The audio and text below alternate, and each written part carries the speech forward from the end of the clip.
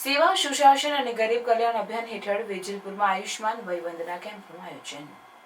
વડાપ્રધાન નરેન્દ્રભાઈ મોદીના નેતૃત્વમાં કેન્દ્ર સરકારના 11 વર્ષ પૂર્ણ થયા છે। આ અવસરે ભારતીય જનતા પાર્ટી દ્વારા દેશભરમાં 11 વર્ષ સેવા સુશાસન અને ગરીબ કલ્યાણ અભિયાનની શરૂઆત કરવામાં આવી છે। આ અભિયાનના ભાગરૂપે ભરૂચના વેજલપુર વિસ્તારમાં ખારવા પંચની વાડી ગામડિયાવાડ વેજલપુર ખાતે આયુષ્માન અને વયવંદના ભારત યોજનાનો વિશેષ કેમ્પ યોજાયો હતો।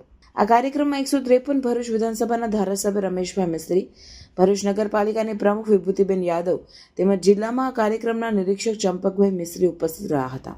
તેમજ વોર્ડ નંબર 9ના નગરસેવકો ટીનેશભાઈ, સતીશભાઈ, ભારતીબેન અને રોહિણીબેન ભાજપના કાર્યકર્તાઓ તથા મોટી સંખ્યામાં સ્થાનિક લાભાર્થીઓએ પણ ઉપસ્થિતિ નોંધાવી હતી। આ પ્રસંગે આયુષ્માન કાર્ડ અને વયવંદના યોજના અંતર્ગત લાભાર્થીઓએ આરોગ્ય સુવિધાઓનો લાભ લીધો। કાર્યક્રમ દરમિયાન ભરૂચના ધારાસભ્ય રમેશ મિસ્ત્રી દ્વારા જણાવવામાં આવ્યું હતું કે વડાપ્રધાન મોદીના 11 વર્ષના વિકાસમય કાર્યકાળ પર પ્રકાશ પાડ્યો અને કેન્દ્ર સરકારની જન કલ્યાણકારી યોજનાઓને વધુને વધુ લોકોને પહોંચાડવાનો સંકલ્પ વ્યક્ત કર્યો। નરેન્દ્રભાઈ મોદી દ્વારા સમગ્ર દેશમાં વયવંદના આયુષ્માન કાર્ડની યોજના અમલમાં લાવી છે।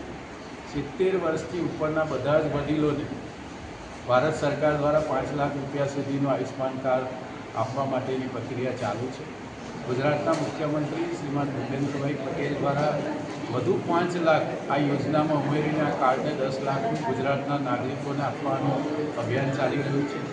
આજે ભરૂચ શહેરના આજે અને આવતીકાલે તમામ વોર્ડમાં આના માટે ભારતીય જનતા પાર્ટીના નગરપાલિકાના સભ્યો દ્વારા કેમ્પ લગાવવામાં આવી રહ્યો છે।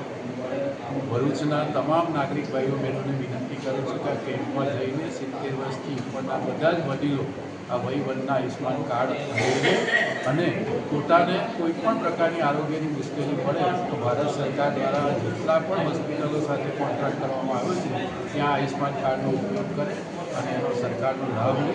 પ્રધાનમંત્રી નરેન્દ્રભાઈ મોદીનો પણ રાજ્યના મુખ્યમંત્રી ભૂપેન્દ્રભાઈ પટેલનો પણ ભરૂચના નાગરિકોને આ લાભ આપવા માટેની વ્યવસ્થા ઊભી કરાવી આપવા માટે નાગરિકો વતી આભાર વ્યક્ત કરું છું।